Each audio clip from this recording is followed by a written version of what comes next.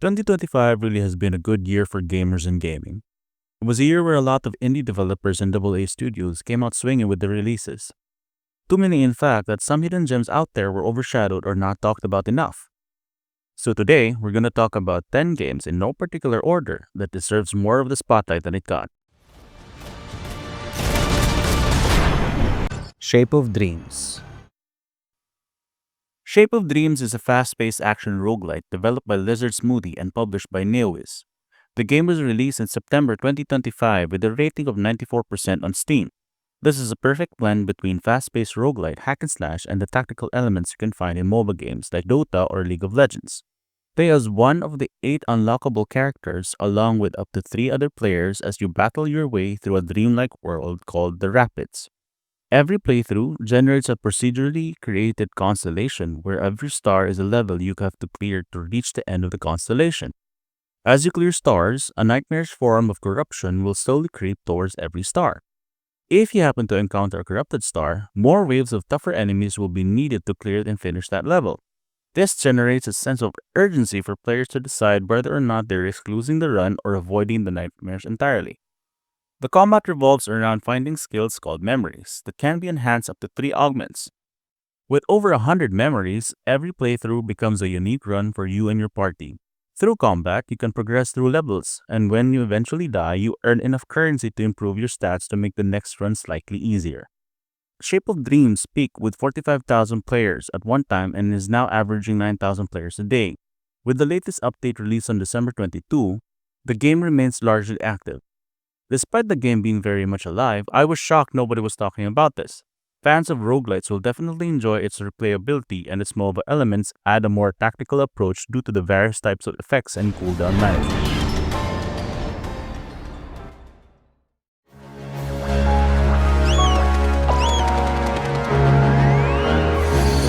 Up next, we have Fantasy Life I, The Girl Who Steals Time. Fantasy Life I, The Girl Who Steals Time is a game developed by Level 5 Studios and was released in May 2025.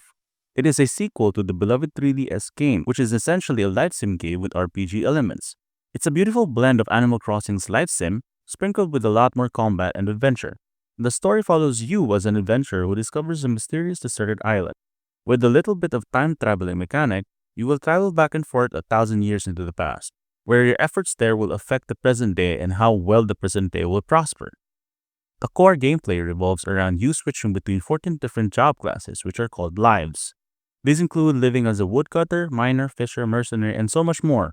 You use these lives to progress yourself throughout the story while building up your island. The game offers so many things to do that even by the 50th hour of your playthrough, you will still be introduced to new mechanics to play the game. The game blends multiple mechanics without actually overwhelming you. Its freeform approach means that this game can appeal to many types of gamers out there, whether you want to just relax or tense up a little bit through the exploration and combat. It allows you to focus on any aspect you want, whether it be crafting, combat, or even the more relaxing parts of the game like fishing and decorating.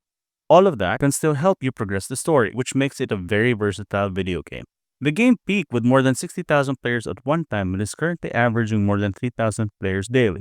It was released on all platforms, and considering how well Fantasy Life was received in the 3DS, I am genuinely surprised that nobody's really talking about it other than smaller creators and niche gamers.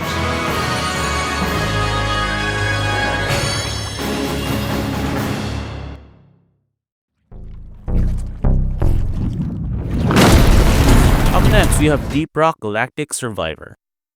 Deep Rock Galactic Survivor is a spin-off game of the extraction shooter game Deep Rock Galactic. It follows the very same premise of the original game but makes it a solo bullet hell experience. Think of it like the universe of Deep Rock Galactic with the bullet hell mechanics of Vampire Survivor. You get to play as one of the 4 classes available, which are the Ranger, Gunner, Driller, and Engineer. Each class can specialize into 3 subclasses with their own specialization. The gameplay loop is actually quite simple and borrows from the original game. You drop down a level where you have to survive long enough until the level boss spawns. Kill the boss and you will drill deeper into the planet towards the next level. You get minor objectives that can grant you more resources and experience to level up. Each level will grant you a random power-up that will either improve your dwarf, improve your weapons, or level up a specific weapon to make it more powerful. Once you reach every 5 levels, you will get to pick another weapon to add to your arsenal. and this could total up to 4 weapons in a given run. With the other mechanics present in the game, it makes it highly addictive, and you could easily find yourself saying, just one more run early into the morning. The game also has its own humor present in the Deep Rock Galactic universe, where it pokes fun at corporatism and how expendable the dwarves you are. It's just funny hearing blue-collar humor in a game about dwarves mining for things and killing bugs. The game was well received long before its 1.0 release because of the early access. Some people even went to say that it's for fans of Vampire Survivors if Vampire Survivors had better graphics and were actually funny. The game peaked with more than 50,000 players at one time and is averaging close to 4,000 players daily. Not only is the game perfect for those quick sessions, it's also amazing for long sessions of playtime.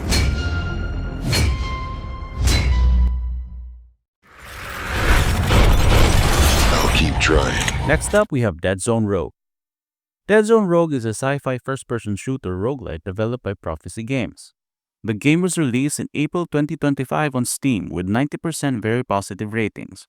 The game is like a first-person sci-fi version of Dead Cells. You wake up aboard the ISS-X spaceship with no memories and only a pistol, surrounded by hostile robots and twisted biomechanical creatures. When you die, you respawn at the start, trapped in a loop.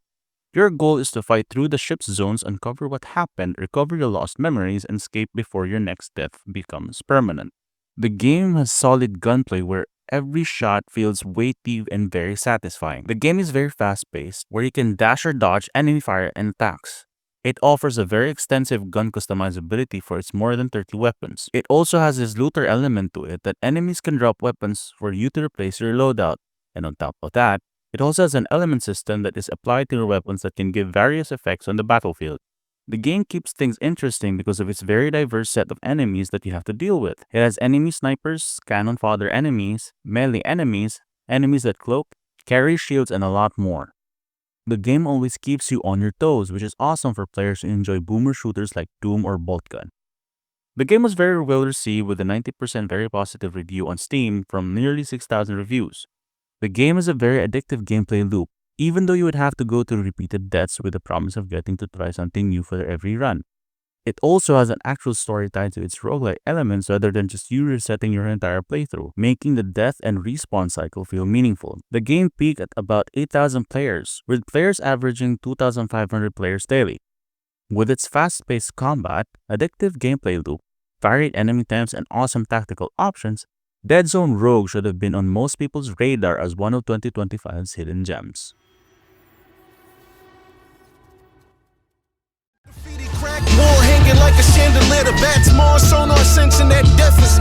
Next up, we have Shinobi Art of Vengeance.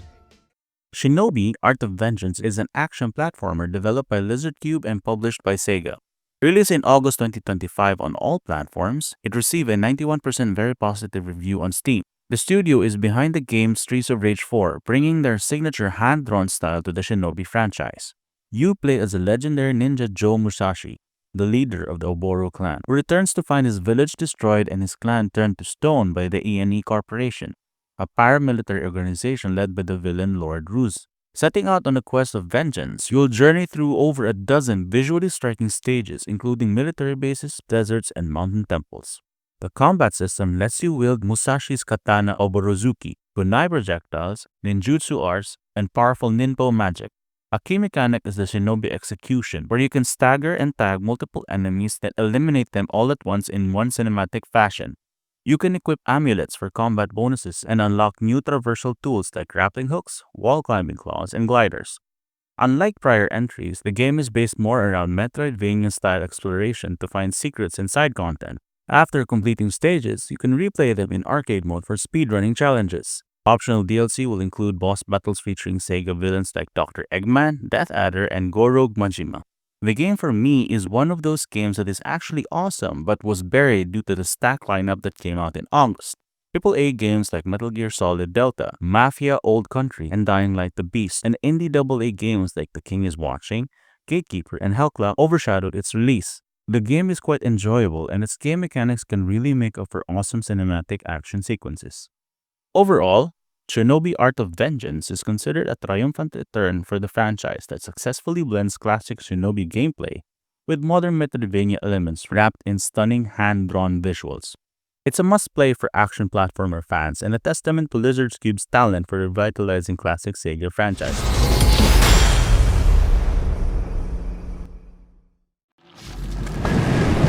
Up next, we have White Knuckle. White Knuckle is a roguelike climbing game developed by a studio named Dark Machine and published under Dead XP. The game came out on Steam in early access in April 2025, with further plans to remain in early access for a year. The main point of the game is trying to escape Substructure 17, an underground megastructure buried thousands of feet of concrete.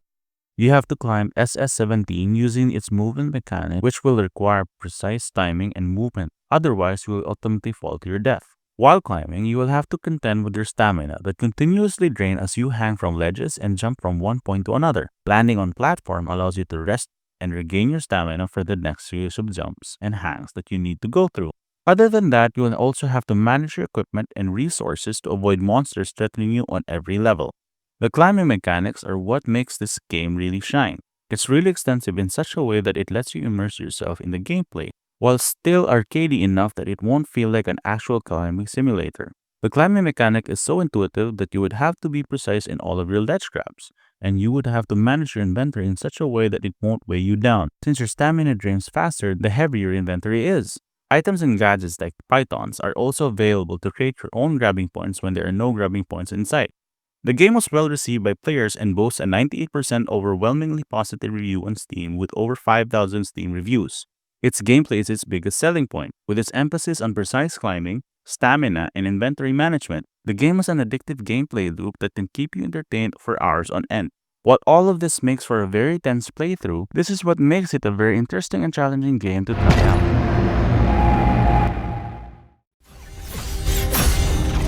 Next, we have The First Berserker Kazan. The First Berserker Kazan is an action RPG developed by Neopol and published by Nexon. It was released on March 2025. I just found out about this, but this game has a shared universe with another video game, which is Dungeon Fighter Online. Now, I've never played the game, but I just find that amusing. It is set 800 years before the events of Dungeon Fighter Online and can be described as an anime Souls-like. The game has a revenge story where you play as a general named Kazan, who was once a celebrated hero who saved the empire. He was disgraced by being accused of treason, tortured, and left for dead. He later bonds with the Spirit Sword from the Netherworld, restoring his body, and is now on the quest for revenge and to find the truth of what really happened.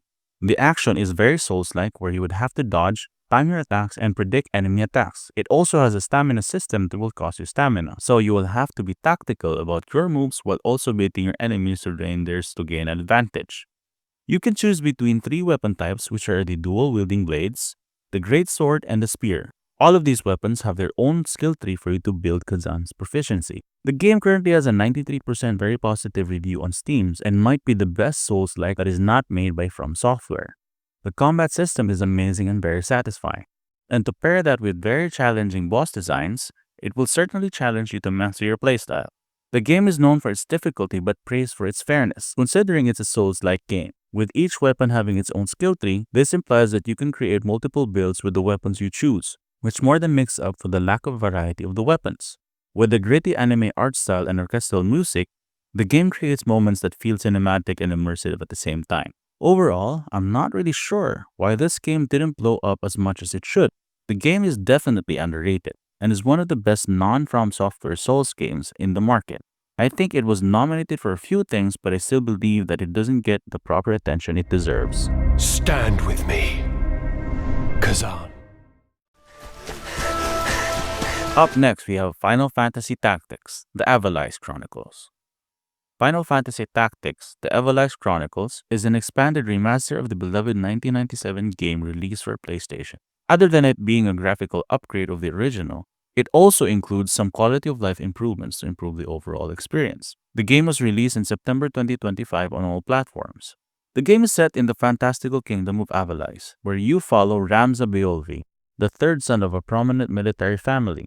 Conflict arises soon after the king's death over his successor. Despite its seemingly innocent art style, the game tackles complex, real-life issues like class struggle, oppression, and the many dark aspects that come along with politics. For fans familiar with the game, you will feel right at home with its gameplay that revolves around isometric, turn-based tactical battles set in chessboard-like grids that involve terrain and weather. You and your party members can specialize in over 20 jobs that include your generic classes like warrior, archer, mage, to more unconventional classes like dragoon, black mage, and many more. For fans of any Final Fantasy game, you will have the opportunity to tame chocobos and use them in battle as mounts for your knights. The gameplay is still as good as the original, with skills that complement each other and sometimes even with the terrain and the environment. The game provides some tactical challenges as you progress through the story.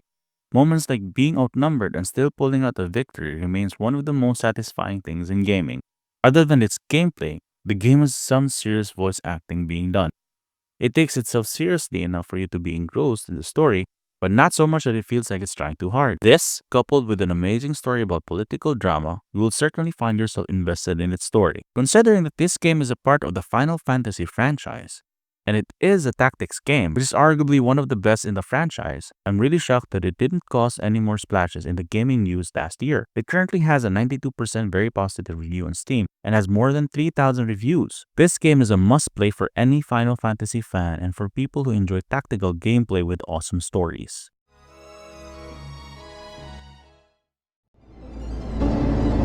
Which one? Up next, we have The Alters. The Alters is a survival colony sim game developed by 11-Bit Studios, the same studio that brought you games like Moonlighter, This War of Mine, and Frostpunk. The game was released in June 2025. It blends survival mechanics like collecting resources, managing you and your base, with added complexities of managing your team and all of their idiosyncrasies. You play as Jan Dolsky, the sole survivor of a mining expedition sent into outer space. You are alone and left with only the mobile base of your expedition. You are also in a race against time to avoid the sunrise that has lethal amounts of radiation once you are exposed. The only problem is that Jan can't man the base alone. That's where the alters come in. These are essentially clones that, through your genetic memories, create alternative lives as their own memories in their own professions. This creates a unique aspect to the game where it begs the question, what if? What if I stood to my father to protect my mother? What if I didn't leave for the big city and I stayed with the love of my life? These questions are the story's bread and butter, because instead of your generic colony simulator, you have this premise. It's just you, but with different lives lived. How those experiences shape each other's personality and make them individuals despite sharing the same DNA. The base building mechanic reminds me of Fallout Shelter and XCOM's base management. Your base is built on a giant wheel, and in the middle of the wheel are spaces where you can construct compartments that will help you survive the hostile planet.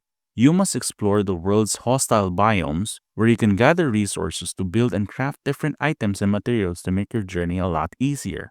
This is a great addition to 11-Bit Studios' resume. They managed to integrate a colony sim game mechanic into the actual story. It is not only ingenious but also makes sense in a sci-fi setting. Seeing the different personalities of every alter and how they react with opposing ideas and justification for their choices gives this game a certain depth to its narrative that I haven't seen in any video game in a while. It provides tension to an otherwise generic genre of video games.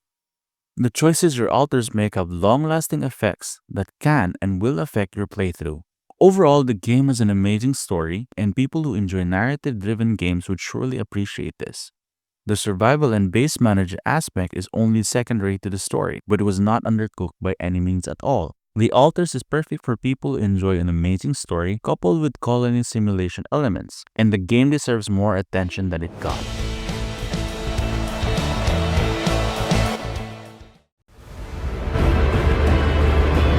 And lastly, we have AI Limit. AI Limit is a post-apocalyptic action RPG developed by Sense Gaming and published by CE Asia. Released in March 2025 on Steam and currently priced at $35, it is considered a budget-friendly Souls-like alternative. Set in a distant post-apocalyptic future where civilization has collapsed, you play as a blader named Arisa. Bladers are sentient beings from a substance called mud. Through the mud, you can respawn up branches, which serves as the game's bonfire in Souls games. You wake up in a sewer alone with no memory of anything that has happened. Your mission is to go through a ruined city, find and restore branches, and uncover the truth behind civilization's collapse. The game's strongest aspect is its Souls-like mechanics, but instead of managing your stamina, you manage your sync rate system. It acts like the traditional stamina system for other Souls-like, but has layers to it that allow you to play either a more defensive or offensive playthrough. Typically, Souls-like would have you manage your stamina even with your attacks and dodges, but with AI Limit, you can attack and dodge as much as you want, while the sync system is reserved for special attacks and magic. This allows you for a faster-paced gameplay where you can attack and dodge as much as you can. This still makes it a Souls-like rather than a hack and slash due to the level of difficulty going up against enemies. You would still have to recognize their patterns and because of how hard and unforgiving they hit. You are allowed to carry two different weapon types and can seamlessly switch between the two. It also features 20 classes to perfect and master. With the weapon variety and the classes available, the amount of builds you can tinker and attune to your liking is impressive. AI Limit was well received in Steam, earning a 91% very positive review from over 3,000 reviews. The sync rate system is an ingenious reimagining of the stamina system, which can give you more fluidity and options due to its tiered section that can affect your playstyle. The game encourages exploration by implementing intuitive level design that would reward you for it. Overall, AI Limit is a competent entry to the Souls-like genre. With the amount of enjoyment you get from this game, the $35 is certainly worth the price. Only a true battle can hone your resolve. And there you have it, my list of games from 2025 that deserve more love. What games do you think deserve the spots more? Let me know in the comment section. If you want to see more gaming lists, please like and subscribe to get more videos. Once again, I am Macer and I will see you again on my next video.